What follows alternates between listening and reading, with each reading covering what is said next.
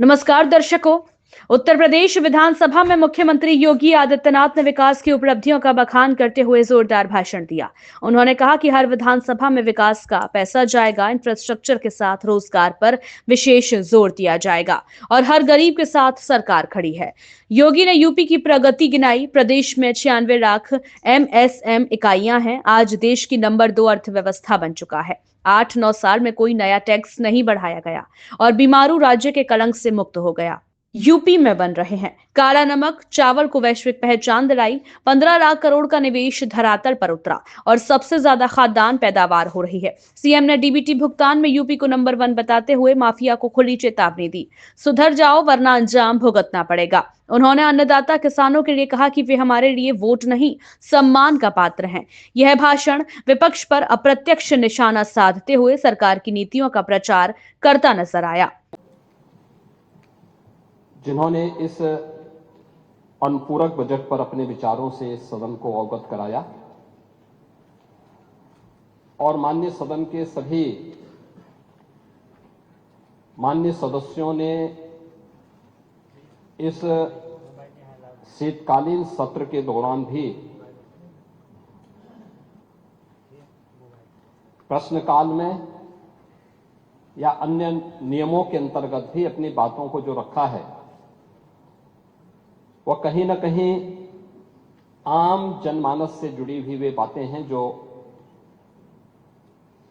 प्रदेश के विकास के लिए बहुत मायने रखती हैं। और इसलिए मैं धन्यवाद दूंगा कि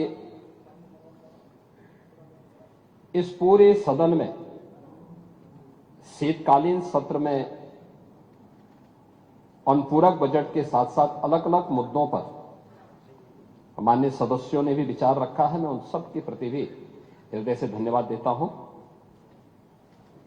मुझे अच्छा लगा माननीय नेता विरोधी दल अत्यंत उम्रदराज हैं, जीवन का एक लंबा अनुभव उनके साथ में है। उनकी सहजता, उनकी सरलता और उनकी उदारता हर एक व्यक्ति को अपनी ओर आकर्षित करता है। इसलिए जब वो कोई बात बोलते हैं तो मुझे लगता है कि इस माननीय सदन का कोई भी सदस्य बुरा नहीं मानता है। उन्होंने बहुत अच्छे सुझाव भी रखे हैं और उनके जो महत्वपूर्ण सुझाव होते हैं सरकार उनको गंभीरता से लेती है, उनको उसी भाव के साथ उन पर कार्रवाई भी आगे बढ़ाती है। और मैं आश्वस्त करता हूं कि जो भी महत्वपूर्ण सुझाव उन्होंने आज यहां पर दिए हैं उन सबको सरकार भी और जो भी अन्य मान्य दलीय नेताओं ने अपनी बातों को रखा है उन सब पर भी हम लोग गंभीरता से कार्रवाई को आगे बढ़ाएंगे। बहुत सारी चीजें ऐसी होती हैं जो अक्सर होता है कि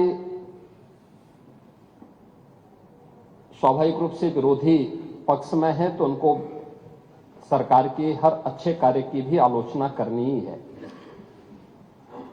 क्योंकि अन्यथा विरोध में रहने का भी औचित्य नहीं रहेगा। लेकिन कुछ चीजें जरूर हैं और वह ये कि मैं विरोधी दल को इसके बारे में अवश्य कहना चाहूंगा। आपने उदारता से हमारे सामने नेता प्रतिपक्ष के रूप में अत्यंत वरिष्ठ सदस्य को और एक बुजुर्ग को जो अपनी सहजता और सरलता के लिए जाने जाते हैं, जिनके प्रति एक सामान्य सम्मान का भाव हम लोगों के मन में होता है, तो हम लोगों को विरोधी दल के प्रति जो कठोरता रहती है वो वैसे ही सामान्य रूप से सहजता में बदल जाती है। लेकिन मैं एक बात अवश्य कहना चाहूंगा। आपने जो बात कही है, सरकार के बजट के आकार पिछले 8 और पौने 9 वर्ष के अंदर सरकार ने क्या कुछ किया है,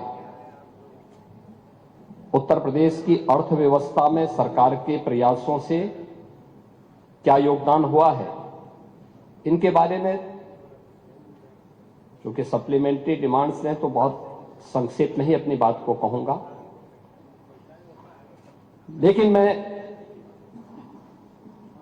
आपसे जरूर ये पूछना चाहूंगा, आज से 8.25 वर्ष पहले समाजवादी पार्टी इस पक्ष में थी और भारतीय जनता पार्टी उस पक्ष में थी। जो उपदेश आप यहां पे दे रहे थे अभी, यही उपदेश उस समय समाजवादी पार्टी के मुखिया को और उस समय के सरकार के संचालकों को दे होते ना, तो संभवतः इस प्रदेश का भी कल्याण होता। हमने क्या किया है मैं उसके बारे में भी चर्चा करूंगा। इसलिए मैं समाजवादी पार्टी से और विरोधी पक्ष से कहना चाहूंगा कि तो इधर उधर की बात मत कर, यह तो बता कि एक काफिला क्यों लूटा। जो समाजवादी पार्टी तितर बितर हो गई, अस्त व्यस्त हो गई, इस पूरे प्रदेश के सामने पहचान का संकट खड़ा किया, अराजकता का जो तांडव खड़ा किया था, कौन इसके लिए दोषी था?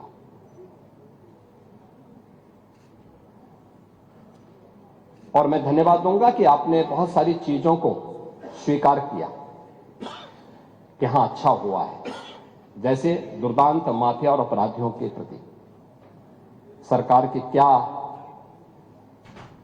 नीति होनी चाहिए और सरकार ने वह करके भी दिखाया।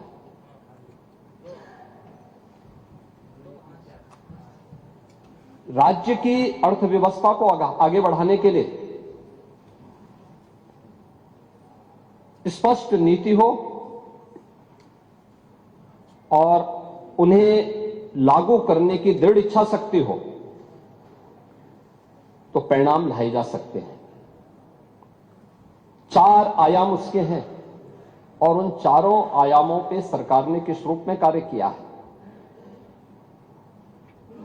कोई व्यक्ति हो, समाज हो, संस्था हो, इन सबको सबसे पहले चाहिए सुरक्षा। सुरक्षा का एक बेहतरीन वातावरण हो, कानून का राज हो, हर व्यक्ति के मन में सुरक्षा का एहसास हो, हर बेटी, हर व्यापारी अपने आप को सुरक्षित महसूस करे। ये किसी भी सरकार की पहली प्राथमिकता होनी चाहिए और किसी भी सरकार की पहली प्राथमिकताओं में उन कार्यक्रमों को लेकर के जब सरकार आगे बढ़ती है तो उसके परिणाम भी हम सबके सामने आते हैं। और मुझे इस बारे में प्रसन्नता है, सुरक्षा का जो माहौल हमने दिया, आपने क्या किया क्या नहीं किया, उत्तर प्रदेश की जनता ने रिजल्ट दिया है। हमने क्या किया है क्या नहीं किया है, उत्तर प्रदेश की जनता रिजल्ट दे रही है, आगे भी देगी। महत्वपूर्ण रिजल्ट है क्या, हमारे बारे में प्रदेश के अंदर और प्रदेश के बाहर धारणा क्या है। 2017 के पहले, 2017 के बाद। पांडे जी, आप भी देश और दुनिया के अंदर जाते होंगे। 2017 के पहले उत्तर प्रदेश के बारे में लोगों की धारणा बहुत अच्छी नहीं थी, हमें भी बुरा लगता था, अच्छी नहीं थी। आज इस पक्ष के लोग या उस पक्ष के लोग, कोई भी बाहर जाता होगा, प्रदेश के अंदर भी आप जाते होंगे, अगर राजनीतिक प्रोग्राम में नहीं, आप सामान्य कार्यक्रम में जाएंगे तो सामान्य लोगों के मुंह से बात अवश्य आपको दिखती होगी कि हां, सुरक्षा का एक माहौल है, बेहतरीन माहौल है। हर व्यक्ति को इस बात का एहसास होता है। देश के अंदर कहीं जाते हैं, लोगों के मन में एक एहसास होता है कि हां, यूपी सुरक्षित है, अच्छा है, दंगा नहीं है, अराजकता नहीं है। आपको उदाहरण देना है तो मैं आपको बता सकता हूं न्याय कैसे होता है। आप ही के सामने आप ही की पार्टी से सदस्य चुनी गई पूजा पाल संभवतः नहीं है।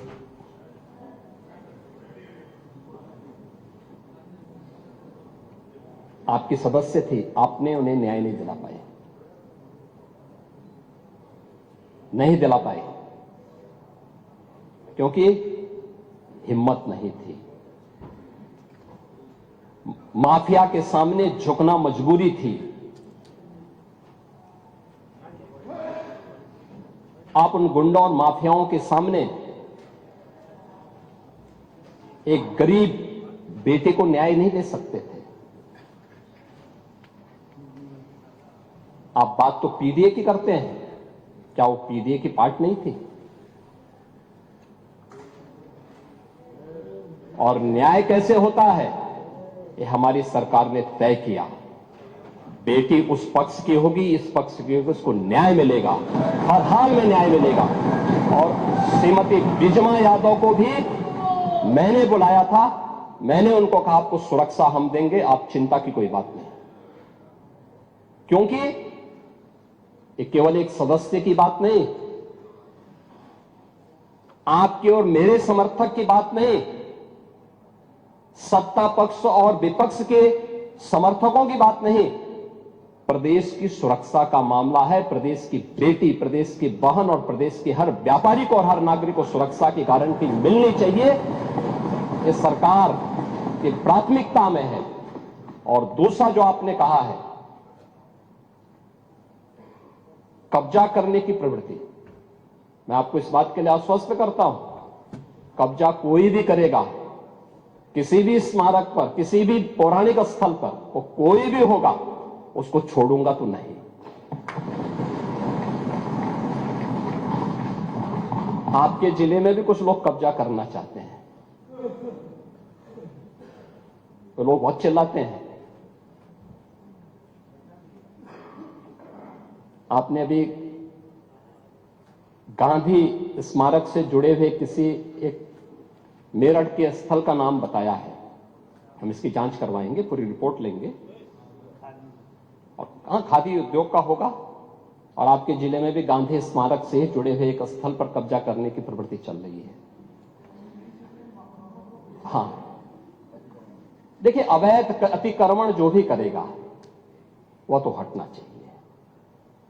देखो, एक सरकारी जमीन, सरकारी भूमि गरीब के लिए होनी चाहिए। देखिए, मुझे अफसोस हो रहा था जब यहां पे ग्रामीण अभिलेख से जुड़े हुए एक बिल को प्रस्तुत किया गया, समाजवादी पार्टी ने उसका विरोध किया। देखिए, पहली बार हुआ है, और इस पूरे सदन को प्रधानमंत्री मोदी जी के प्रति आभार व्यक्त करना चाहिए कि आजादी के बाद पहली बार एक गरीब को, जहां पर आबादी की भूमि पर उसका मकान बना है, उसका अभिलेख उसके नाम पर पहली बार हुआ है। और पूरा देश प्रधानमंत्री मोदी जी के प्रति ग्रामीण अभिलेख से संबंधित एक संशोधन विधेयक हम लोग इस सदन में लेके आए थे। मैं सदन के प्रति आभार व्यक्त करूंगा कि सदन ने पास किया, लेकिन समाजवादी पार्टी ने प्रश्न खड़ा किया। यह अभिलेख उन्हीं गरीबों के लिए है कि जहां पर जिस गरीब का आवास होगा, आबादी की लैंड होगी, तो उस गरीब की परिवार की महिला सदस्य के नाम पे वो दर्ज होगा और उसका मालिकाना अधिकार उसको मिलेगा। उसके नाम पे वो बैंक से जाके कर्ज भी ले सकती है।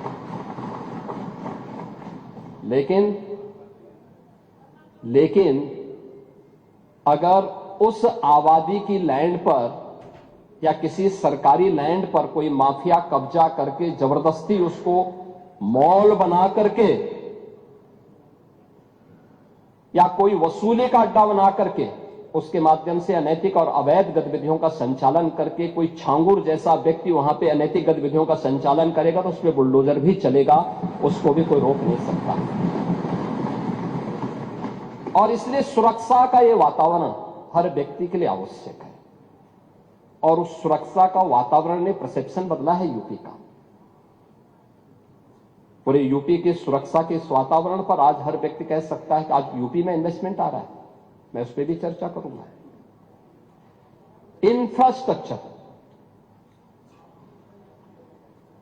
इंफ्रास्ट्रक्चर कैसे होना चाहिए, 2017 के पहले क्या स्थिति थी और 2017 के बाद क्या है।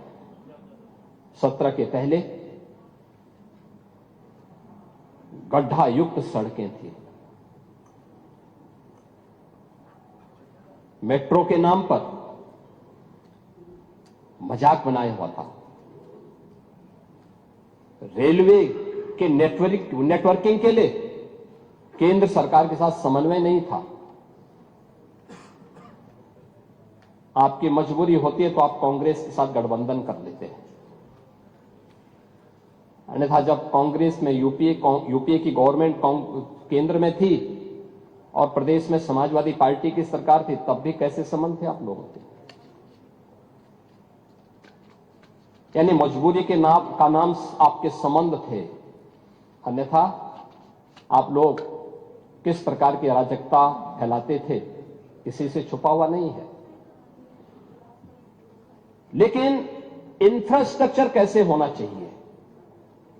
17 के पहले यूपी में 1.5 एक्सप्रेसवे थे और आज उत्तर प्रदेश के अंदर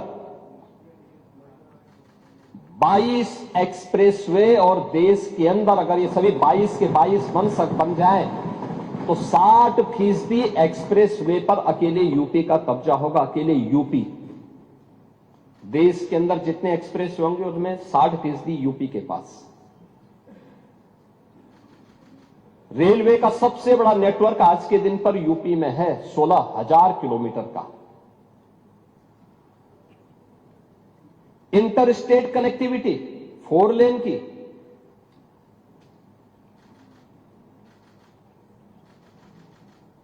मेट्रो सिटी यूपी, देश के अंदर सबसे अधिक मेट्रो यूपी के अंदर,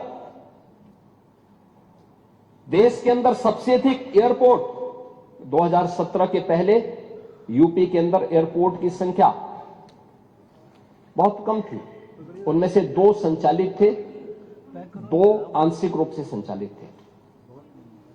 आज 16 एयरपोर्ट संचालित हैं और उनमें से 4 इंटरनेशनल एयरपोर्ट हैं और 5वां इंटरनेशनल एयरपोर्ट जो भारत का सबसे बड़ा एयरपोर्ट है वह जेवर में नोएडा इंटरनेशनल एयरपोर्ट के रूप में अगले महीने संचालित होने जा रहा है। ये है उत्तर प्रदेश की स्पीड।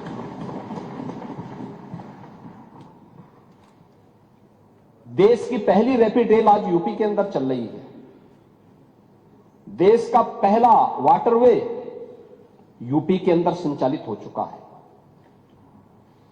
ये प्रयागराज से हल्दिया के बीच में, वाराणसी हल्दिया के बीच में संचालित है।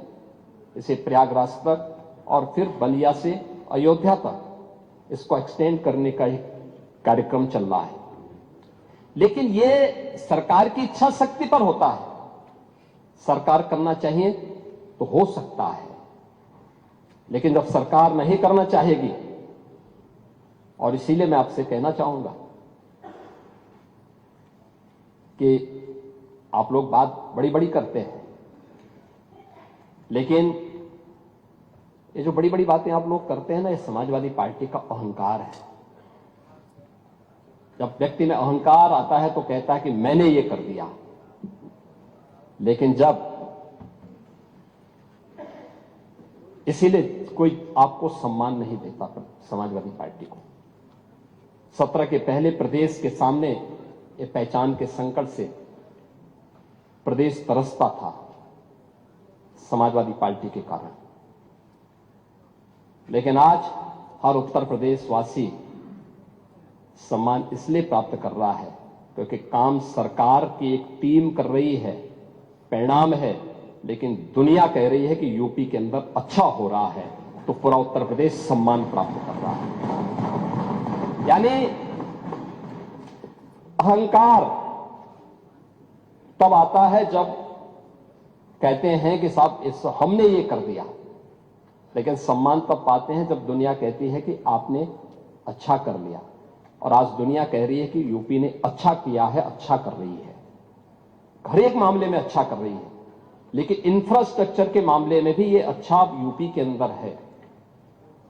एम्प्लॉयमेंट, आप एम्प्लॉयमेंट की बात कर रहे थे, आपने शिक्षाविद भरे तो थे लोक सेवा आयोग में भी और शिक्षा आयोग में भी। क्या क्या कारनामे किए थे उन्होंने, क्या क्या कारनामे किए थे। जो हाई स्कूल 3rd डिवीजन था, इंटरमीडिएट 3rd डिवीजन था, आयोग का अध्यक्ष हो गया था। जो उसका आयोग, जो उसके लिए एलिजिबल नहीं था, उसको आपने आयोग का अध्यक्ष बनाया था और क्या क्या गुल खिला रहा था। यूपी के नौजवानों के साथ खिलवाड़ इस समाजवादी पार्टी से ज्यादा किसने किया है। आज मैं कह सकता हूं, भर्ती जितनी पारदर्शिता के साथ हुई है, 8.25 वर्ष सरकार को होने जा रहे हैं, कल 8.25 वर्ष सरकार को होंगे पांडे जी, और 8.25 वर्ष में 9 लाख सरकारी नौकरी उत्तर प्रदेश के नौजवानों को बिना किसी घूसखोरी के प्राप्त हो जाए, ये पहले कभी नहीं हुआ, कभी नहीं हुआ। अभी आपने देखा होगा, और मैं तो आपसे भी कहूंगा, अभी हाल ही में हम लोगों ने 60,244 पुलिस कार्मिकों की भर्ती की थी, आरक्षी भर्ती की। सिद्धार्थनगर जनपद के बहुत सारे नौजवान थे। आपको बुलाना चाहिए था अपनी विधानसभा के नौजवानों को, उनके परिवार के सदस्यों को बुलाते, उनको सम्मान देते, अच्छा रहता। क्योंकि आप उनके चुने हुए प्रतिनिधि हैं, आपको बुलाने का अधिकार है। क्या इससे पहले कभी हुआ? हम इतने बड़े पैमाने पर भर्ती इसलिए कर पाए क्योंकि हमने इसके लिए उतना इंफ्रास्ट्रक्चर दिया है। इससे पहले इंफ्रास्ट्रक्चर नहीं था। देखिए, यूपी के अंदर 17 के पहले पुलिस ट्रेनिंग के लिए हमारे पास कुल 3,000 की क्षमता थी। जब हम लोगों ने 2017 में पुलिस की भर्ती की व्यवस्था को देखा, कैसे इनकी ट्रेनिंग होगी, क्योंकि भर्ती नहीं करना, इनकी ट्रेनिंग भी करना है। वर्दीधारी फोर्स के लिए महत्वपूर्ण होता है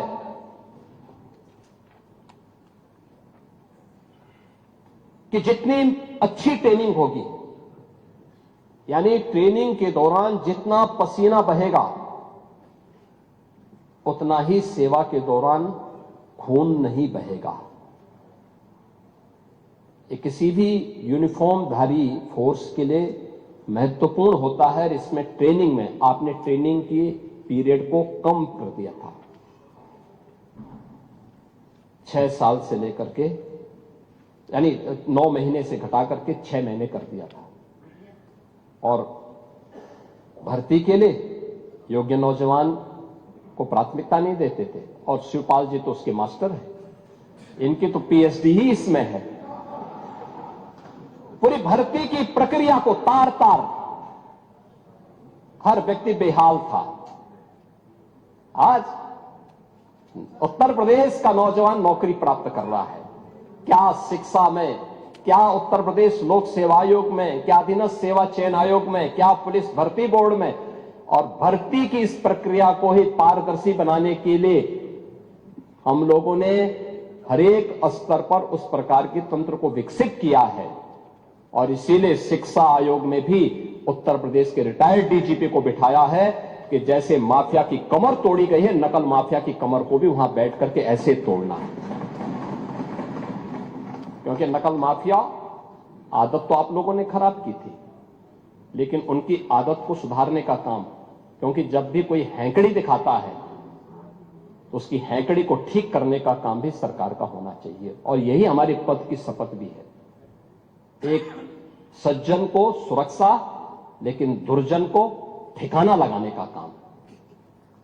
परित्राणाय साधूनाम विनाशाय च दुष्कृताम्, यही तो है। और इसी के लिए बैठे हैं, भजन करने के लिए थोड़ा बैठे हैं। भजन करना तो हमारे पास मठ पर्याप्त है, उसी में कर लेते हैं। और इसीलिए आए हैं इंफ्रास्ट्रक्चर के साथ साथ एम्प्लॉयमेंट के भी अलग अलग तरीके हैं। सरकारी नौकरी के साथ साथ प्रदेश के परंपरागत उद्यम में भी एमएसएमई का एक बहुत बड़ा सेक्टर, ये केवल हमने नहीं तैयार किया, पहले से सैकड़ों वर्षों से है, अलग अलग जनपद से। अब आप ही के यहां काला नमक चावल होता है, ये हमने थोड़े पैदा किया, भगवान बुद्ध के समय से। लेकिन आप कुछ नहीं कर पाए, हमने उसकी ब्रांडिंग की, उसकी पैकेजिंग की, अब उसको एक्सपोर्ट भी करवा रहे हैं। अरे सब हो रहा है, सारे लोग खाते हैं। अब मैं क्या कह रहा हूं, आप नहीं बेच पा रहे हो, लेकिन ये सब जगह हो रहा है, सब जगह हो रहा है। और साई जी भी बोलेंगे, अब होता है कि नहीं होता है? क्यों आप खिलाइए उनको चावल, क्यों नहीं खिलाते हैं? देखो शाही जी और खन्ना जी, अरे नौगढ़ आएंगे, आए रहे हैं। देखो शाही जी की एक खूबी है, और प्रदेश के अंदर किसी जनपद में जाते हैं तो सबसे पहले पूछते हैं क्या खाने की अच्छी चीज क्या है, और देश के अंदर भी जाते हैं सबसे पहले पूछते हैं कि भाई खाने की अच्छी चीज क्या है। और मैं एक बार वाराणसी गया, संजोग से भी मेरे साथ थे, तो बीएचयू के सामने से चल रहे थे मेरे सामने, तो वहां के ढाबे बंद होने लगे। मैंने कहा क्यों? कहा कि साई जी जब यहां पढ़ते थे तो हम लोग पहले ढाबा बंद कर देते थे। तो ये स्वयं उसके प्रति सजग हैं, और उन्होंने काला नमक चावल को आपके यहां की एक स्पेशल ब्रांड बनाई है। और मैं तो चाहूंगा कि एक बार शाही जी स्वयं काला नमक चावल की खीर पांडे जी को भी खिला दें। तो आप अपने आप बुलाइए ना एक बार। लेकिन आपकी सरकारें जब थी तब आप कुछ नहीं कर पाए, नहीं कर पाए ना। और ऐसे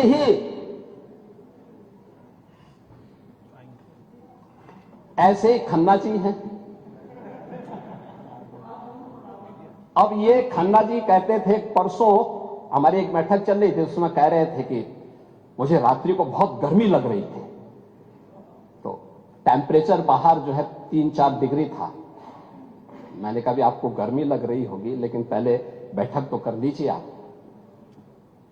अब ये हाल है, लेकिन हर जनपद के एक एक प्रोडक्ट को, आज की नहीं पुराने समय की थी, बंद पड़ रही थी, उनके पास टेक्नोलॉजी नहीं थी, उनके पास डिजाइन नहीं थी, मार्केट की डिमांड क्या है उनको जानकारी नहीं थी, उनको पैकेजिंग की जानकारी नहीं थी। सरकार ने उनको फैसिलिटेट किया। आज एमएसएमई का देश के अंदर सबसे बड़ा जो नेटवर्क है वो यूपी के पास है। 96 लाख एमएसएमई यूनिट, लगभग 1.25 करोड़ लोग, अकेले 2 करोड़ परिवार केवल एमएसएमई यूनिट के माध्यम से अपनी आजीविका का उपार्जन कर रहे हैं।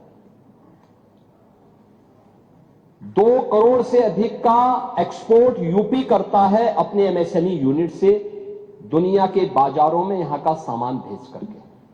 ये काम 17 के पहले भी हो सकता था, इच्छा शक्ति नहीं थी, अब नहीं थी ना। नहीं, दंगा तो आप लोग, आपकी नीतियां दंगा कराते थे, दंगा तो आप ही लोग कराते थे। दंगाइयों को और तो इसीलिए मैं कह रहा हूं, दंगा तो आप ही लोग कराते थे। और नहीं, खुरापात नहीं करते थे, खुरापात को ठीक करवाते थे, उसकी डेंटिंग पेंटिंग करवाते थे थोड़ा। लेकिन यह एमएसएमई सेक्टर में और इन्वेस्टर समिट कैसे प्रदेश के अंदर एम्प्लॉयमेंट के लिए हुआ। माननीय अध्यक्ष जी, आप औद्योगिक विकास के मंत्री थे, और उस समय जब पहली बार इन्वेस्टर समिट की बात आई थी तो हम लोग जब मुंबई रोड शो में गए थे, कैसा वातावरण बना के रखा था यूपी के अंदर आप लोगों ने। जिस भी उद्यमी से मिलते थे वो कहता था साहब आप आए हैं स्वागत है, लेकिन हम यूपी नहीं जाएंगे। क्यों नहीं जाएंगे? कहा हमने कसम खा रखी है, नहीं जाएंगे। ये वातावरण यूपी का था। किसके कारण? समाजवादी पार्टी के कारण, समाजवादी पार्टी की नीतियों के कारण, समाजवादी पार्टी की अराजकता और भ्रष्टाचार के कारण, पॉलिसी पैरालिसिस के कारण। और आज यूपी के अंदर हम लोगों ने जब इन्वेस्टर समिट किए हैं, एक नहीं अब हमारे पास 45 लाख करोड़ रुपए के निवेश के प्रस्ताव प्राप्त होते हैं। 15 लाख से अधिक करोड़ रुपए के निवेश के प्रस्ताव जमीनी धरातल पर उतर चुके हैं। 60 लाख से अधिक नौजवानों को इसमें सीधे सीधे नौकरी मिली है और 5 लाख का हमारे पास ग्राउंड ब्रेकिंग कराने के लिए तैयारी है और 5 लाख पाइपलाइन में है। ये है कार्य, ये है नए भारत का नया यूपी, ये है एम्प्लॉयमेंट। अब यूपी का नौजवान रोजगार के लिए उसे देश और दुनिया के अंदर भटकने की आवश्यकता नहीं, यूपी ही उन्हें रोजगार देगा। आप जाइए ना, ब्रह्मोस मिसाइल भी अब यूपी में लखनऊ में बन रही है। ब्रह्मोस मिसाइल जिसके नाम से आज दुश्मन भी कांप रहा है। अभी ऑपरेशन सिंदूर में ब्रह्मोस मिसाइल की मार ने पाकिस्तान की कमर ही तोड़ के रख दी थी। ये लखनऊ में बन रही है। ये डिफेंस मैन्युफैक्चरिंग कॉरिडोर का एक प्रोडक्ट है और वहां पे जितने भी नौजवान लिए गए हैं ये सब यूपी के नौजवान हैं। कोई आईटीआई पास है, कोई पॉलिटेक्निक है, किसी ने इंजीनियरिंग किया है, वे सब यहां पे आज नौकरी प्राप्त कर रहे हैं। ब्रह्मोस और उससे एंकर यूनिट जितनी भी लगी हैं सब में उन्हें प्लेसमेंट का अवसर भी प्राप्त हुआ है। और वेलफेयर की स्कीम,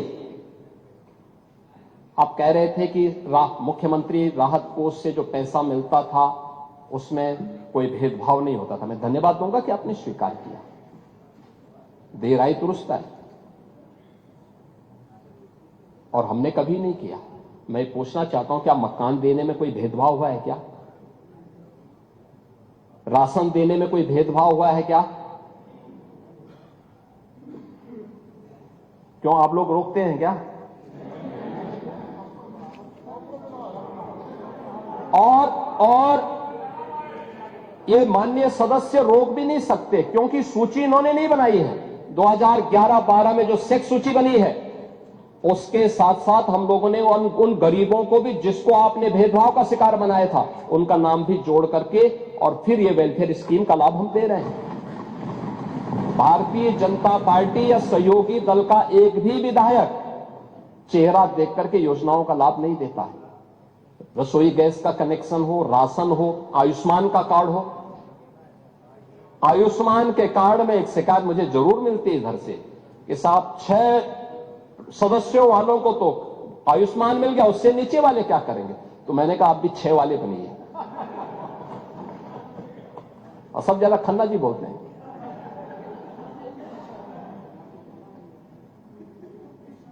अब आपसे सीखें ना। लेकिन कभी नहीं भेदभाव हुआ है। और ऐसे ही सीएम रिलीफ फंड से पैसा देने में भी यह हमारे लिए पाप है, चेहरा देख करके योजनाओं का लाभ देना। उत्तर प्रदेश की 25 करोड़ की आबादी के कल्याण के लिए, उसकी सुरक्षा के लिए सरकार खड़ी है और बिना भेदभाव के योजनाओं का लाभ देगी। हम उसमें भी दे रहे हैं। अभी त्वरित का पैसा इधर ही नहीं मिला तो उधर भी कहां से? सभी को मिलेगा, सभी को पैसा मिलेगा। और हमने तो पीडब्ल्यूडी में भी मांगा था। देखो पहली बार पांडे जी कह रहे थे समीक्षा की बात, नियमित रूप से समीक्षा होती है, एक एक विभाग की समीक्षा होती है, एक एक कार्यक्रम की समीक्षा होती है। हर जिले के अंदर वहां का जो सीनियर जनप्रतिनिधि है, माननीय सांसद या प्रभारी मंत्री प्रभारी मंत्री हर महीने जिले के अंदर जाकर के बैठक लेता है। सीनियर जो मेंबर ऑफ पार्लियामेंट है वहां पर दिशा कमेटी के माध्यम से उन योजनाओं को कैसे इंप्लीमेंट करना है इसकी भी समीक्षा होती है।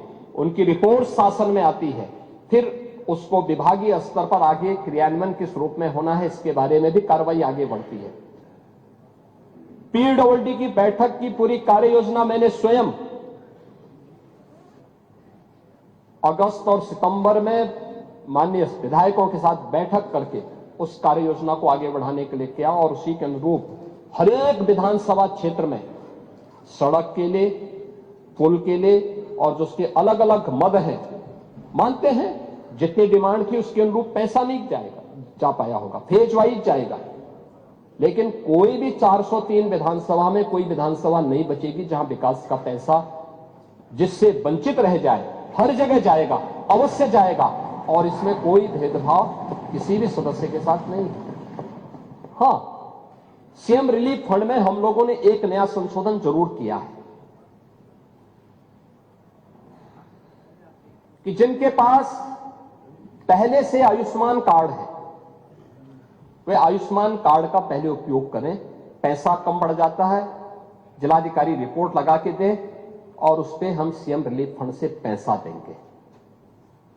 दूसरा, कुछ हॉस्पिटल से हमें कुछ हॉस्पिटल्स की ऐसी शिकायत हमें मिली थी कि इनके द्वारा गलत बिलिंग की जा रही है, उसमें हमें कार्रवाई करनी पड़ी थी। इन सब पे कार्रवाई हुई है, अन्यथा पैसे में कोई रोक टोक नहीं है और उसमें जो भी सदस्य लिखता हो, इस पक्ष का हो, उस पक्ष का हो, उस पक्ष का हो, किसी भी पक्ष का हो, सबको पैसा मिला है, आगे भी पैसा मिलेगा, कोई इसमें संदेह नहीं होना चाहिए, क्योंकि गरीब के प्रति सरकार की संवेदना है। हर गरीब के प्रति सरकार उसी मजबूती के साथ खड़ी है। इस सरकार की वेलफेयर स्कीम का लाभ भी इसी प्रकार से बिना भेदभाव के प्राप्त हुआ है। और इसीलिए जब अनुपूरक बजट को देने की बात आई, जब कोई नया मद है, कोई नई चीज हम प्रारंभ करने जा रहे हैं, उसके लिए जब बजट की आवश्यकता पड़ती है और हमारे रूटीन बजट का वो पार्ट नहीं है, तो सरकार को इस प्रकार के निर्णय लेने पड़ते हैं और सरकार ने उन्हीं चीजों पर कार्य आगे बढ़ाया है। और इसी में हमारा जो मूल बजट था जिसे हमने फरवरी में प्रस्तुत किया था, वह था 8,08,736 करोड़ 6 लाख रुपए का। अब उसको 88,000 पड़ रहे थे, वो 8 लाख था, 8 करोड़ था। और हमने जो अपना अनुपूरक बजट प्रस्तुत किया है वह किया है 24,496 करोड़ 98 लाख का। ये हमने किया है जिसमें जो धनराशि उन मदों के लिए जिसमें रूटीन बजट के लिए धनराशि नहीं थी, उसमें एक्सप्रेसवे के लिए, ऊर्जा के लिए, स्वास्थ्य से संबंधित जिन मदों के पे धन नहीं था उनके लिए, निवेश, नगरीय सुविधाओं के लिए, तकनीकी शिक्षा और महिला सशक्तिकरण के लिए जो धनराशि की आवश्यकता थी, उस पर हम लोग इस बजट को हम लोगों ने इसमें प्रस्तुत किया है। इसको लेंगे तो ये पूरा बजट हमारा अब बनकर के तैयार हो जाएगा। यह 8 करोड़ 33 लाख 233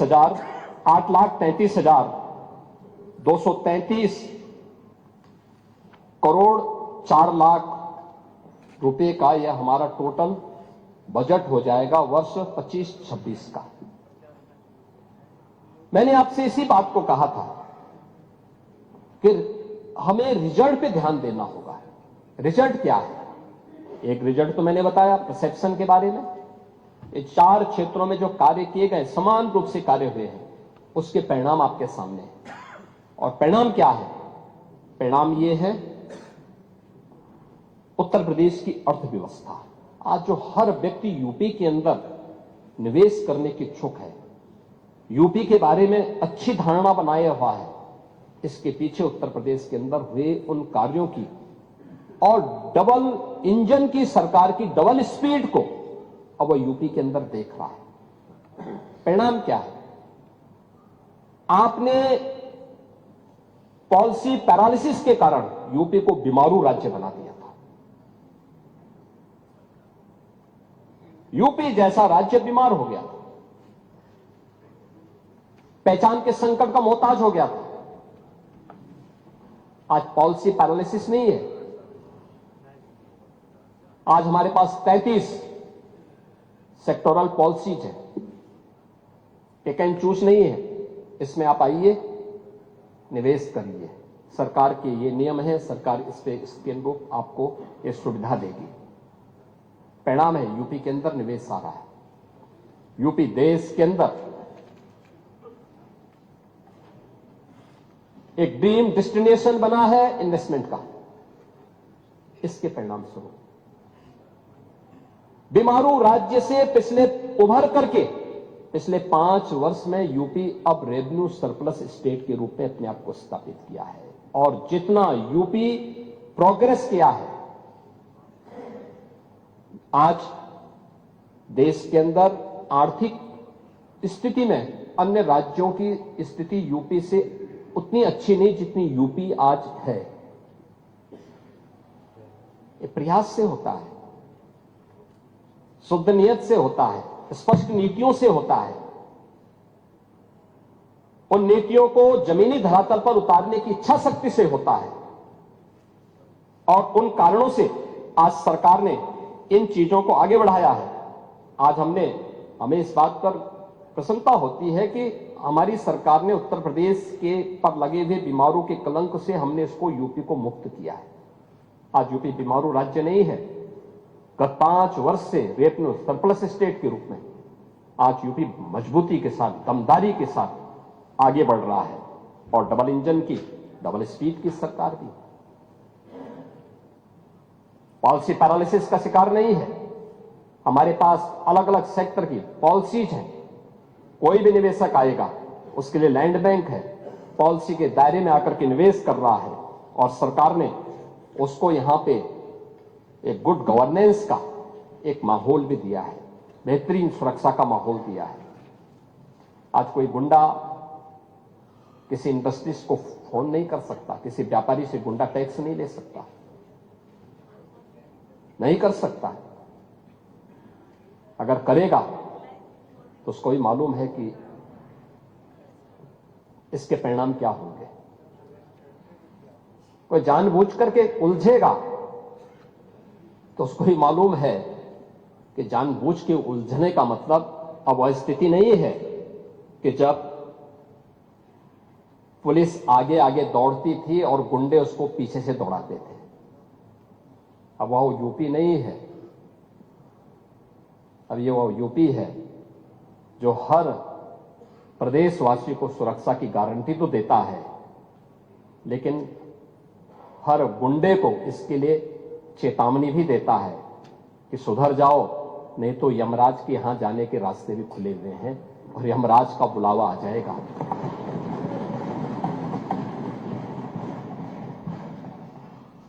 वित्तीय अनुशासन और विकास दोनों का एक बेहतरीन संतुलन भी है। जो मैंने आपको बताया ना, रेवेन्यू सरप्लस है, ये वित्तीय अनुशासन का एक उदाहरण है। और विकास के लिए जो इंफ्रास्ट्रक्चर के साथ साथ वेलफेयर स्टेट के रूप में भी यूपी ने अपने आप को स्थापित किया, इसके भी उदाहरण है।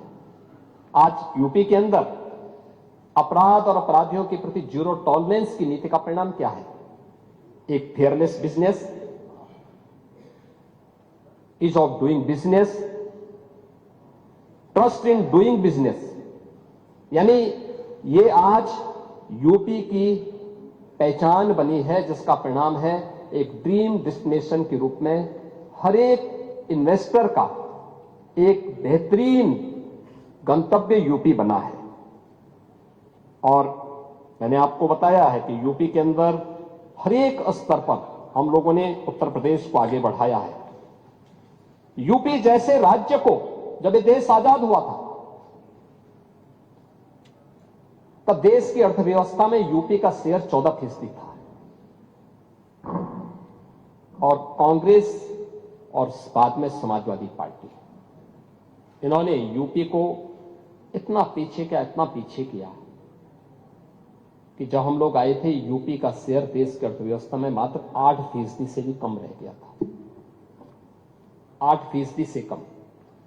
और आज फिर हम कह सकते हैं यूपी ने पिछले 8.5 पौने 9 वर्ष के अंदर जो प्रयास किए हैं, आज देश के अंदर अर्थव्यवस्था में यूपी फिर से 9.5 से 10% के अपने शेयर के साथ तेजी के साथ आगे बढ़ा है। यूपी आज देश के नंबर 2 की अर्थव्यवस्था के रूप में अपने आप को स्थापित किया है। और इस दौरान हमने यूपी की जीएसडीपी को, यूपी की अर्थव्यवस्था को 2012 से 16 के बीच में जितनी थी उसकी तुलना में लगभग 3 गुना बढ़ाने में 12,88,000 करोड़ रुपए की इकोनॉमी थी, आज यह 35 से 36 लाख करोड़ रुपए की इकोनॉमी यूपी की बनने जा रही है। पर कैपिटा इनकम यूपी की 43,000 से बढ़कर के 1,20,000 हो रही है। ये आज नया यूपी है।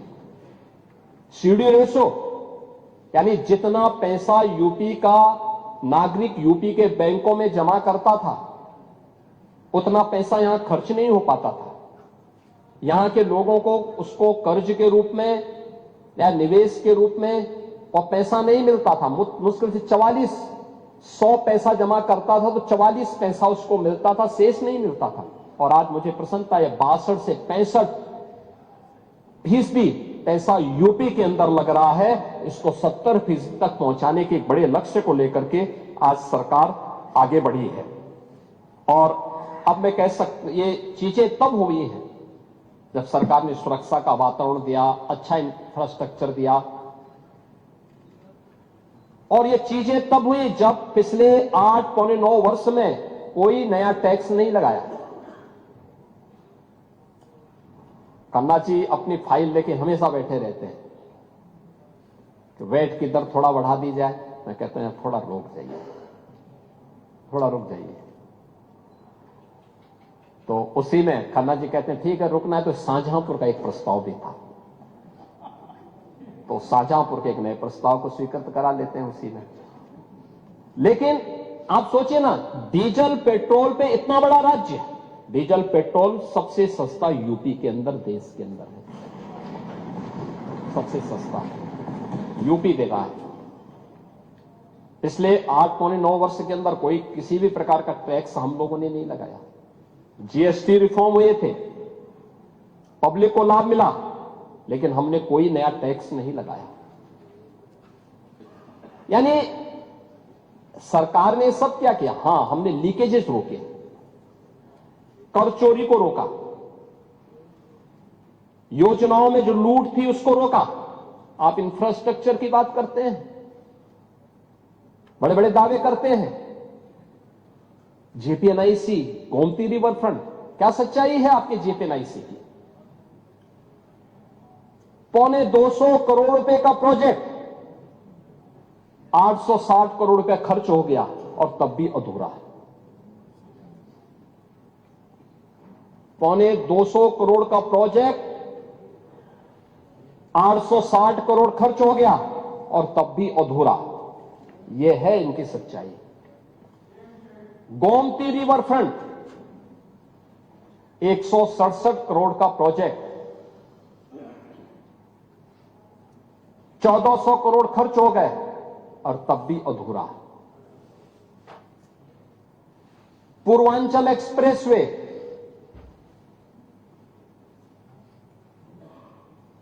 ईश्वर की बड़ी कृपा हुई कि तब तक आपकी सरकार जा चुकी थी और हमने फिर से उसका मूल्यांकन करवाया।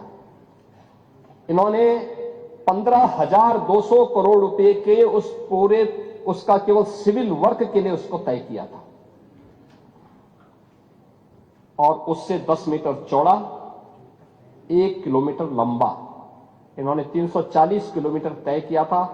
हमने थोड़ा सा उसके अलाइनमेंट को अलग से लेकर के 341 किलोमीटर लंबा बनाया, 120 मीटर चौड़ा किया और उसे जिसे 15,200 करोड़ रुपए में बना रहे थे, हम लोगों ने 11,800 करोड़ रुपए में वही एक्सप्रेसवे बना के दिखाया।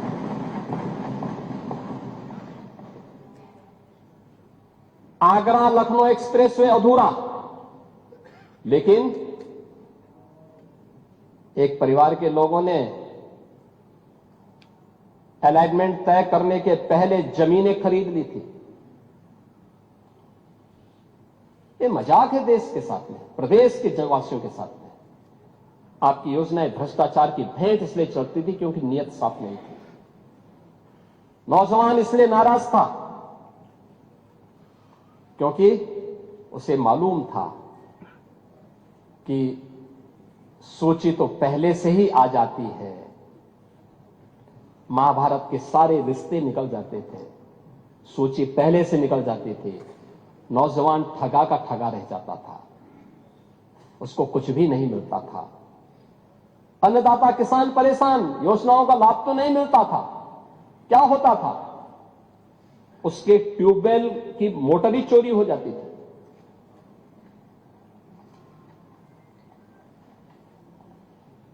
हमने उसको सुरक्षा की गारंटी भी दी। 16 लाख प्राइवेट ट्यूबवेल को फ्री में बिजली की गारंटी भी दी है। और यूपी पहला राज्य है जो अपने अन्नदाता किसानों को सर्वाधिक बिजली की आपूर्ति करता है, सर्वाधिक आपूर्ति करता है। हमारे पश्चिम के किसान आए थे, हमारे आरएलडी के सभी माननीय सदस्य हैं, बालियान जी हैं, ये सभी हमारे माननीय विधायकगण हैं। पश्चिमी यूपी से हमारे जितने भी विधायकगण, ये लोग अक्सर आते थे मेरे पास, कहते थे कि साहब गन्ना किसानों का कुछ हो जाए। हमने कहा चिंता मत करिए, यूपी 400 रुपया गन्ना मूल्य का भुगतान कर रहा है किसानों को, और 1 सप्ताह के अंदर गन्ना मूल्य का भुगतान। यानी कोई मान सकता है यूपी जैसे राज्य में अब तक, यानी हमने 2,92,000 करोड़ रुपए से अधिक का गन्ना मूल्य का भुगतान गन्ना किसानों को, अकेले गन्ना किसानों को किया है, अकेले गन्ना किसानों को यूपी ने। यह है यूपी की नई प्रोग्रेस। करने की इच्छा शक्ति होनी चाहिए, और सरकार ने यह काम जो भी किया है अपनी पारदर्शी व्यवस्था के माध्यम से किया है। आपके समय में थानों में भय पलता रहा, अपराधी और माफिया आपके खास रहे। यह बात आपकी सरकार के समय की कानून व्यवस्था से चरितार्थ होती रही है। लेकिन आज प्रदेश के अंदर कोई वो नहीं। देखो, बहुत स्थिति आपके समय में था कि वो, यानी जाति के नाम पे बांटो, भाषा और क्षेत्र के नाम पे लड़ाओ, तुष्टीकरणों को बढ़ाओ, अराजकता और वैमनस्यता पैदा करो। यही तो कर रहे थे। दंगे, जंगल राज, माफिया राज, 1 डिस्ट्रिक्ट 1 माफिया, गुंडा टैक्स, अवैध वसूली। अभी तो मैंने शुरुआत की, ये तो अभी शुरुआत है। सत्ता के संरक्षण में पैरेलल नहीं, 11 वर्ष नहीं, अभी तो आपको जो है 2047 तक इंतजार करना होगा। 2000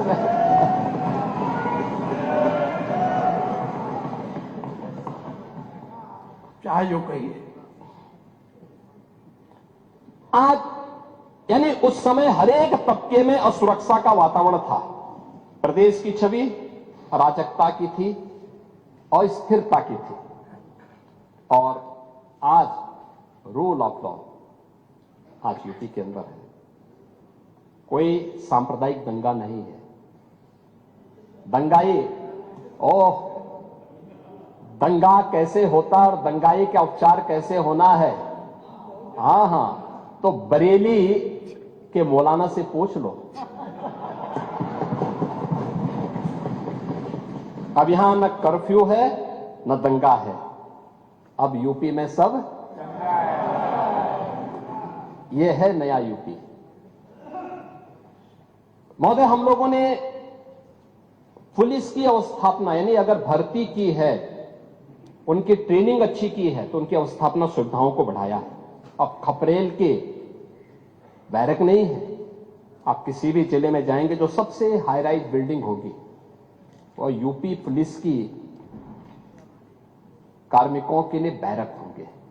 आखिर वो सभी नौजवान तो यूपी के अंदर के ही रहने वाले हैं, किसी न किसी के परिवार के होंगे सदस्य। ये मानवीय संवेदना का भाव पहले था, आज नहीं है। आज उनके साथ वही सद्भाव के साथ, सम्मान के साथ सरकार व्यवहार करती है। सरकार ने रिफॉर्म के पहली बार यूपी में पुलिस कमिश्नरेट सिस्टम लागू हुआ। 7 जिले आज उससे पूरी तरह आगे बढ़ चुके हैं। मॉडर्न पुलिसिंग, साइबर थाना और फॉरेंसिक इंस्टीट्यूट ये आज यूपी की पहचान बन रही है। आज यूपी के अंदर एफएसएल लैब्स बंद पड़ रही हैं। 3 नए कानून लागू होने के बाद 7 वर्ष से ऊपर के प्रत्येक सजा में फॉरेंसिक एविडेंस आवश्यक है। आपका कार्यकाल होता तो आप कभी नहीं कर पाते। इसलिए नहीं कर पाते क्योंकि आपने ना फॉरेंसिक लैब बनाई, ना फॉरेंसिक इंस्टीट्यूट बनाए। और अब 4-4 बार थे, नहीं कर पाए तो अब कभी नहीं मिलना है। अब नहीं मिलना है। चलिए, ईश्वर करें आप स्वस्थ रहें ये सब देखने के लिए। आप स्वस्थ रहें देखने के लिए कि फिर से सपा को उधर बैठना पड़ेगा और सपा को बैठना ही नहीं पड़ेगा। उस लायक भी रहती है कि मुख्य प्रतिपक्षी दल बना रहता है कि नहीं रहता, ये इसमें मुझे संदेह लगता है। लेकिन आज यूपी के अंदर 12 एफएसएल लैब ये बी ग्रेड की बन चुकी हैं। 6 अन्य एफएसएल लैब्स बन रही हैं। हर जिले में 2 फॉरेंसिक वैन हम उपलब्ध करवा चुके हैं एविडेंस कलेक्ट करने के लिए, और इस पर कार्य हो रहा है। सेफ सिटी के लक्ष्य को हमने प्राप्त किया है, इस पर कार्य हुआ है। UP SSF special security force 6 वाहिनियों का गठन हो चुका है। पीएससी जिस पर हर यूपी वासी पहले गर्व करता था, समाजवादी पार्टी ने उनकी सभी कंपनियों को नष्ट करने का प्रयास किया। हमने 34 कंपनियों को जो समाप्त हो चुकी थी इन्हें फिर से पुनर्गठित किया है और उनकी भर्ती की प्रक्रिया को पूरा बनाया है। और अब तो 3 महिला पीएससी की बटालियन भी वीरांगना उदा देवी के नाम पर, वीरांगना झलकारी बाई के नाम पर और वीरांगना अवंती बाई लोधी के नाम पर उत्तर प्रदेश के अंदर गठित हो चुकी हैं।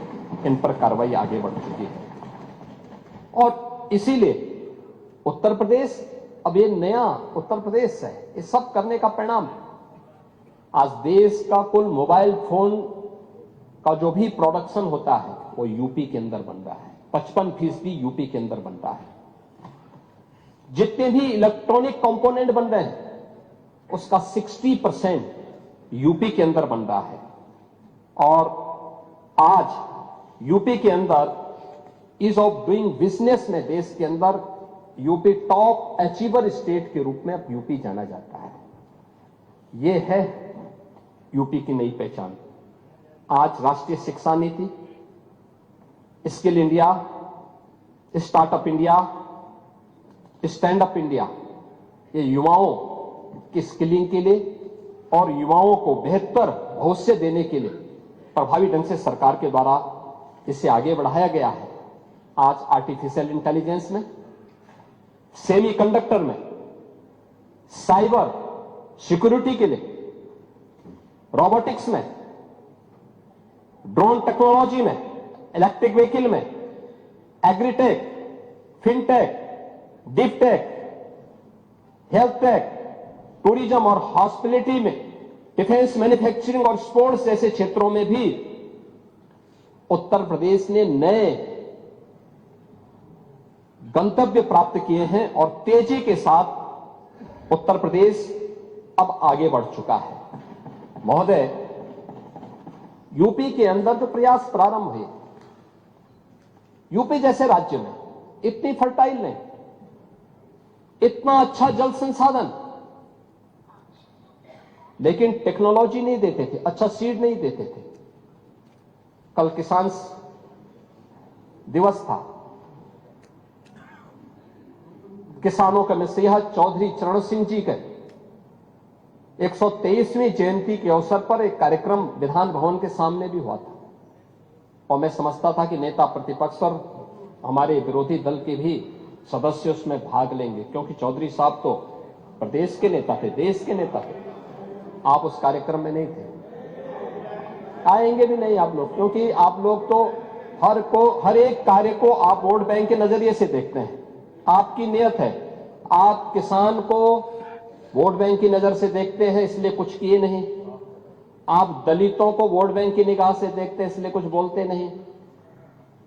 इसीलिए मैं कह रहा हूं ना, देखो बांग्लादेश में एक दलित नौजवान को कैसे जला दिया गया है। आप लोग गाजा पट्टी में होने वाले किसी भी उस पर आंसू बहाते हैं, लेकिन आपकी जबान से एक शब्द नहीं निकल रहा है, क्योंकि एक दलित नौजवान मारा गया बांग्लादेश में और उस नौजवान के मरने पर आपकी जबानें सिल चुकी हैं, क्योंकि आप उसको केवल वोट बैंक के रूप में इस्तेमाल करते हैं। ये राजनीति नहीं है पांडे जी, ये राजनीति नहीं है, ये वो सच्चाई है जो आपकी तुष्टीकरण की नीति है, जिसके कारण बांग्लादेश बना है। अगर बांग्लादेश पाकिस्तान नहीं बना होता, इस तरीके से हिंदू नहीं जलाया होता, और जलाता तो फिर उसकी क्या दुर्गति होती या वह भी जानता। ये सुरक्षा की गारंटी, वहां मारे जा रहे हैं हिंदू, आप लोग नहीं बोलेंगे। एक कैंडल मार्च निकाल के चलते हैं गांजा के मुद्दे को लेकर के, लेकिन पाकिस्तान और बांग्लादेश में हिंदू मारा जाता है तो आपके मुंह बंद हो जाते हैं, क्योंकि मरने वाला हिंदू है, दलित है। आप बोलेंगे नहीं, और यही सच्चाई है। निंदा प्रस्ताव पारित होना चाहिए, और यह प्रस्ताव नेता विरोधी दल की तरफ से आना चाहिए। इस घटना की हम भर्त्सना करते हैं और बांग्लादेश सरकार को इस बात की चेतावनी देता हूं, और इसीलिए हम कह रहे हैं, नोट करना, ये चीजें होनी चाहिए, और हमारा भी प्रयास होना चाहिए। जब बांग्लादेशी को यहां से निकालेंगे और रोहिंग्या को यहां से बाहर का रास्ता दिखाएंगे, तो उनके समर्थन में मत आना, क्योंकि उनमें से बहुत सारे लोगों के वोट आपने बनवाए हैं, उनके बहुत सारे लोगों के लिए आधार भी बनवाने का पाप किया है आप लोगों ने। इसलिए इन चीजों को ध्यान में रखना, और एक एक चीज की स्क्रीनिंग होगी, बहुत प्रभावी कार्रवाई करेंगे। हमारे ही देश में रह करके हमारे लोगों के खिलाफ अपराध, और वहां पे निर्दोष हिंदुओं पर अत्याचार करोगे, निर्दोष सिखों पे अत्याचार करोगे, ये स्वीकार्य नहीं हो सकता है। और यही आप करते हैं कि किसानों के बारे में भी आपका आचरण यही है। कल देखे साई जी ने चौधरी चरण सिंह सीड पार्क का भी जमीन आवंटन का काम प्रारंभ कर दिया। अच्छा, किसान को अच्छा बीज मिले, अच्छी तकनीक मिले, कम लागत में ज्यादा उत्पादन। आपके समय में क्या होता था? लागत ज्यादा थी, उत्पादन कम था, बाजार नहीं था, किसान तबाह था, परेशान था, बिचौलियों के द्वारा लाभ ले लिया जाता था। आज किसान सुरक्षित है, किसान को योजनाओं का लाभ मिल रहा है। और कल चौधरी साहब के नाम पर कार्यक्रम था, और इन सभी माननीय सदस्यों ने गन्ना मूल्य के बारे में कहा, हम लोगों ने दिया, लगातार दे रहा। यूपी आज के दिन पर देश के अंदर गन्ना उत्पादन का नंबर 1 का राज्य है। आपके समय में चीनी मिलें बिकती थी, बंद होती थी, वर्षों का गन्ना मूल्य बकाया रहता था, किसान तरसता था। अब यह स्थिति नहीं है। अब अन्नदाता किसान हमारे लिए वोट नहीं, वह सम्मान का पात्र है।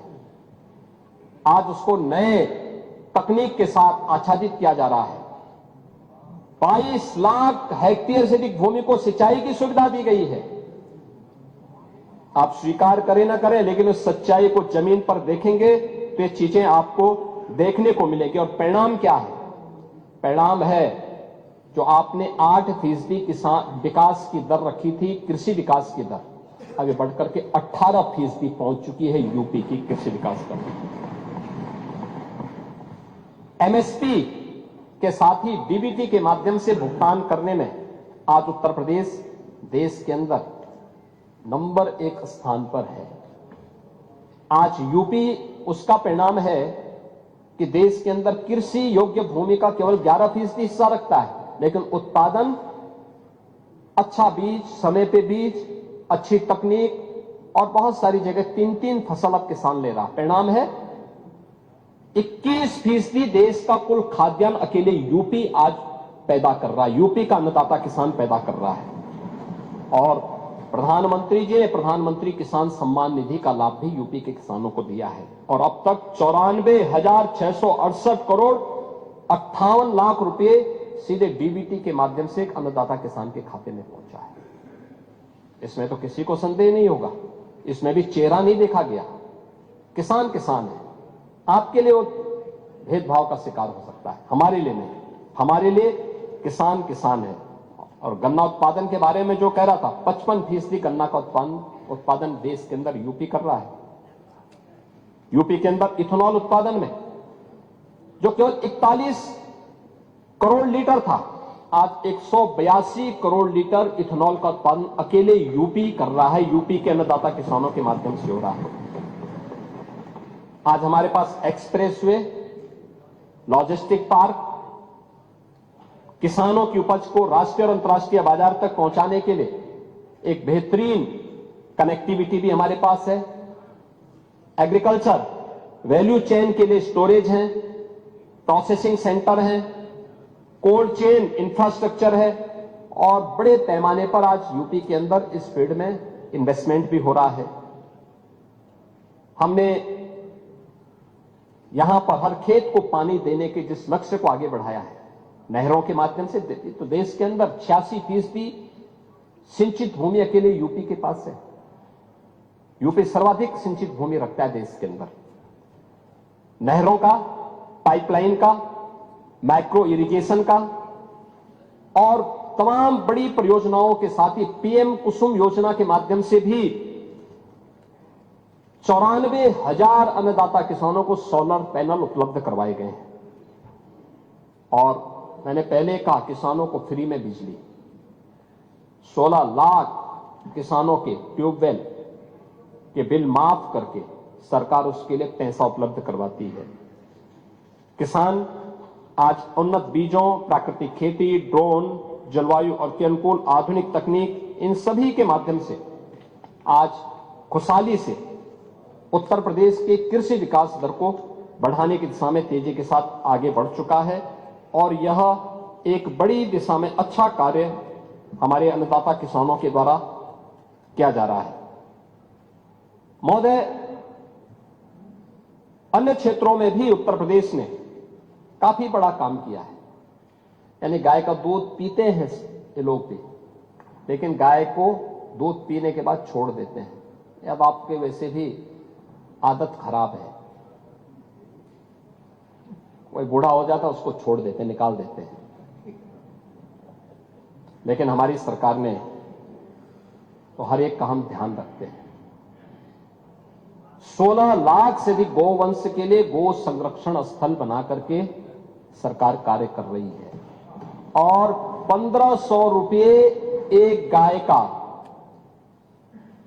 अन्नदाता किसान अगर पालता है अपने घर में तो उसका वेरिफिकेशन करने के बाद भुगतान सरकार कर रही है।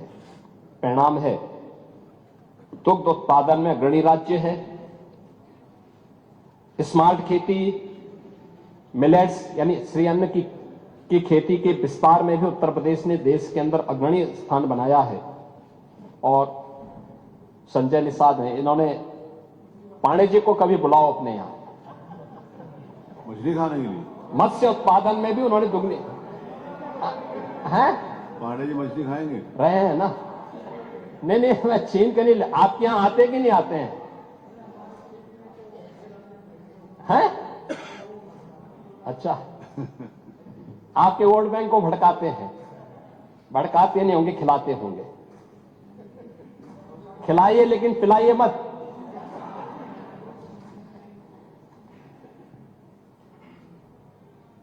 महोदय,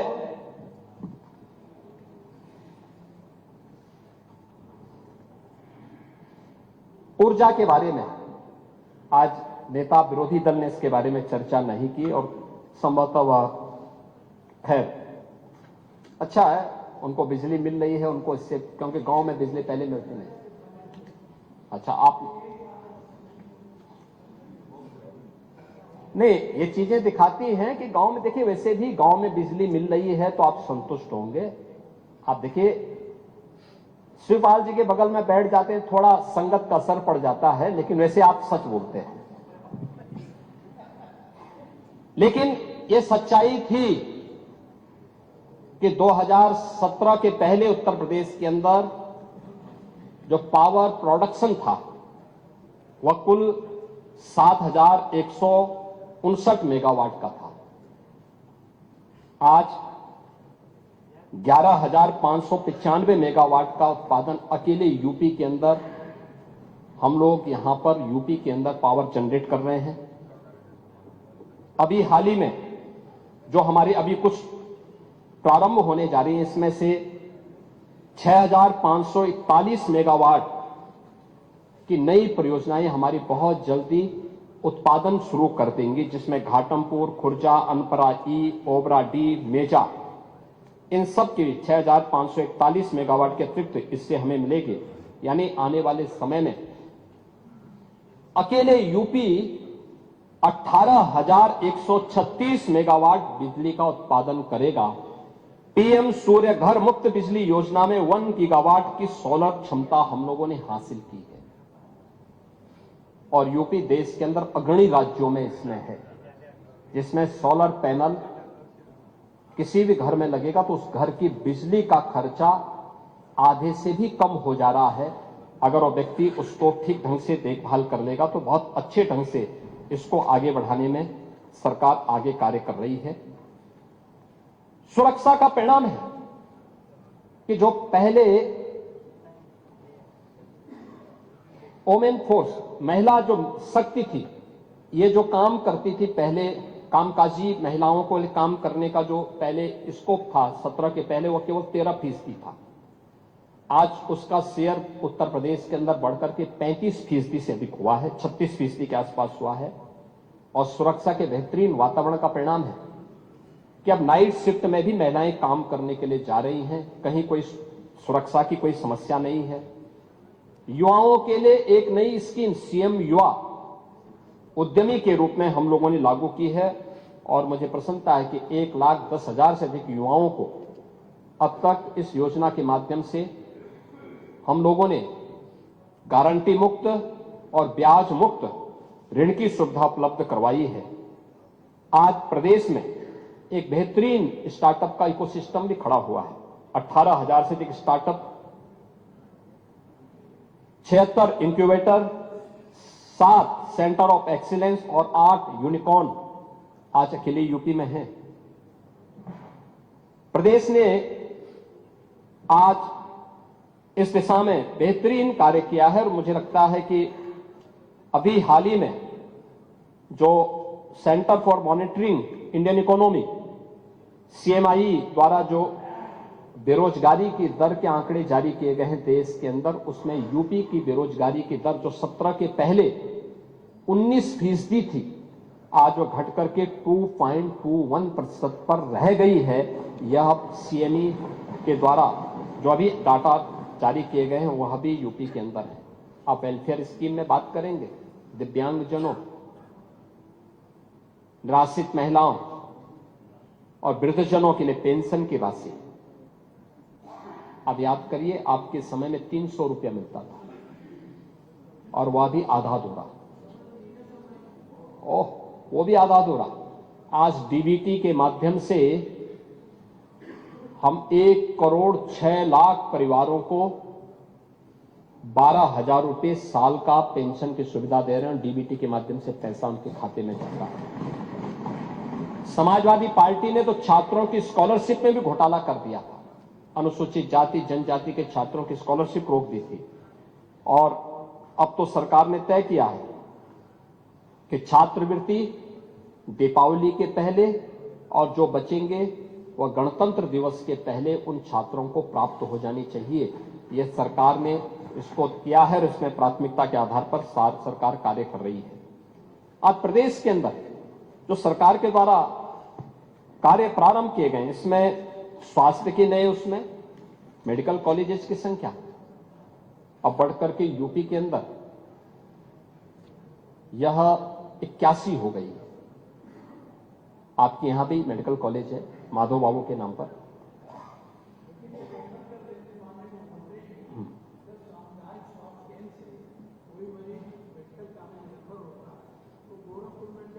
रेफर करते हैं गोरखपुर बजाय आपके आईएम जो एम बना है एम में न आप रेफर करके फिर लखनऊ रेफर, तो एक मरीज घर से निकलकर बस्ती वहाँ गोरखपुर फिर यहाँ आता है, तो ये हम लोगों ने तो आप बंद कर, आपने कहा भी था कि रेफर हर एक मेडिकल कॉलेज को हिदायत दी है कि रिफर करने की आदत की बजाय वे वहीं पे उपचार की व्यवस्था करें और उस पर वे कार्य कर रहे हैं।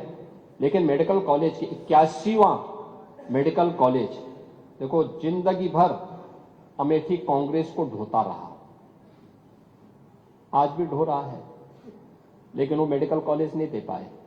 और मैं धन्यवाद दूंगा, हमारे मंत्री होंगे नहीं यहाँ पे, महेंकेश्वर शरण सिंह जी को, इन्होंने लैंड दी और वहां मेडिकल कॉलेज प्रारंभ हो गया।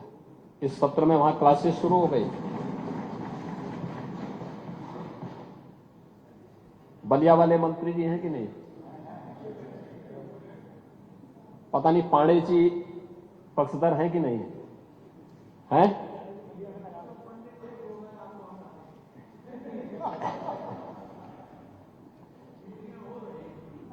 आपको धन्यवाद, आपको बहुत बहुत धन्यवाद। आप तो है ना हमारे साथ में। हाँ, तो आप हैं तो फिर आप दया शंकर सिंह के यहां मेडिकल कॉलेज खोलने के पक्षधर हैं कि नहीं हैं? लेकिन अपने समय में नहीं कर पाए, पैसा नहीं था।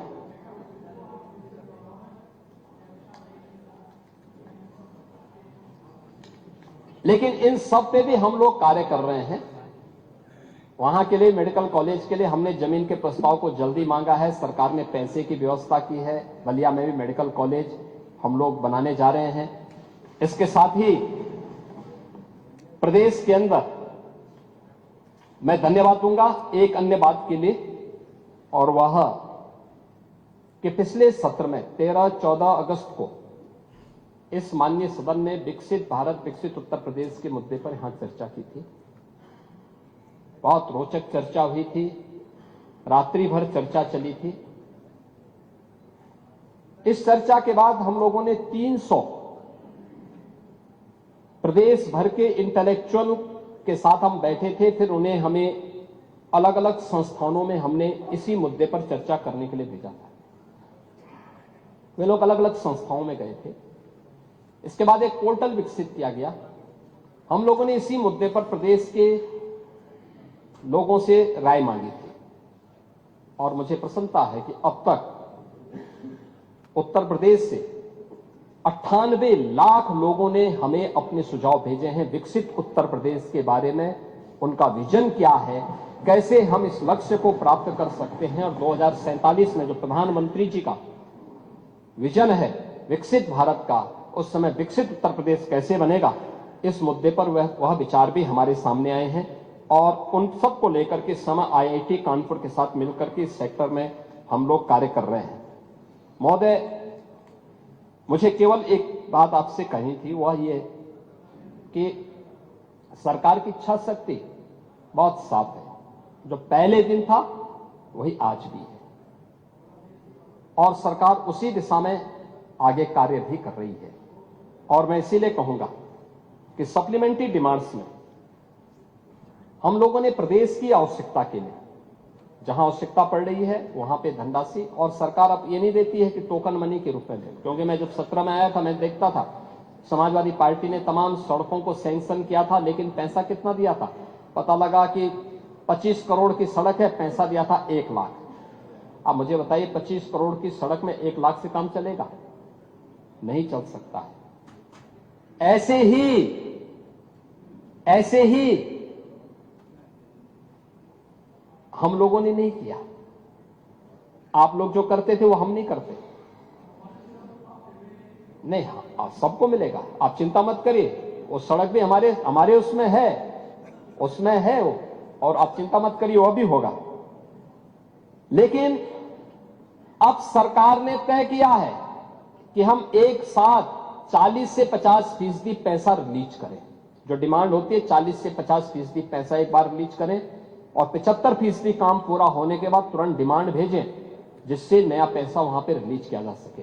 और इसीलिए काम की एक गति, कार्य योजना बनाने में समय लगता है, लेकिन जब कार्य योजना और उसके सभी प्रकार के डीपीआर की सभी औपचारिकताएं पूर्ण हो जाती हैं तो उसके बाद उसको रिलीज करने में अब अगले 3 महीने का समय जो बच गया है, इसमें उसी गति को आगे बढ़ाने का, और मैं कह सकता हूं कि 24, 25 और 25, 26 की जो स्पीड है, इसमें निरंतरता आपको आगे बढ़ती हुई दिखाए, आपको इसमें एक नई गति देखने को मिलेगी।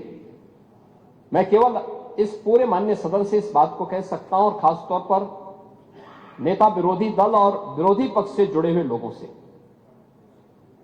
कि आप अनावश्यक नकारात्मकता मत लेके आइए। हर चीज को जातीय चश्मे से देखने की आदत से आप अपने को थोड़ा, यूपी का जितना आप नुकसान कर चुके हैं उससे आप लोग अब थोड़ा बचिए। अगर अब चाहते हैं कि वजूद बना रहे तो उससे बचिए, और नहीं तो मैं आपसे कहूंगा कि राह में मुश्किल होगी 1000, तुम 2 कदम बढ़ाओ तो सही, हो जाएगा हर सपना साकार, तुम चलो तो सही, तुम चलो तो सही। ये सभी सपने साकार होंगे जो विकसित उत्तर प्रदेश के लिए इस सदन ने 13-14 अगस्त को देखा था। उन सभी सपनों को साकार करने के लिए सरकार यहां पे वंदे मातरम पे भी चर्चा कराई है, सप्लीमेंट्री डिमांड्स के साथ इस माननीय सदन में आई है। और मैं उन सभी नेताओं को, उन सभी माननीय सदस्यों को जिन्होंने इस शीतकालीन सत्र में अपने विचारों को इस सदन में रखा है, उन सभी को इस पर उन्होंने यहां पर आज इस सदन में चर्चा की है, उन सभी को मैं एक बार फिर से हृदय से धन्यवाद देते हुए अध्यक्ष जी, मैं अपने वाणी को विराम देता हूं। आपके प्रति आभार व्यक्त करता हूं कि आपने इस मुद्दे पर मुझे बोलने की अनुमति दी। धन्यवाद। मत संख्या नहीं, 13। ये मत संख्या 13। ये दो सवाल है, वो अभी तो पूछ लिया आपने। माननीय नेता सदन,